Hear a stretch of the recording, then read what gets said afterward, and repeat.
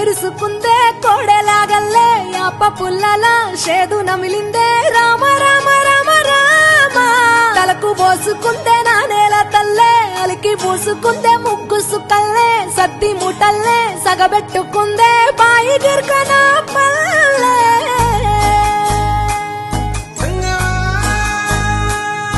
ఏ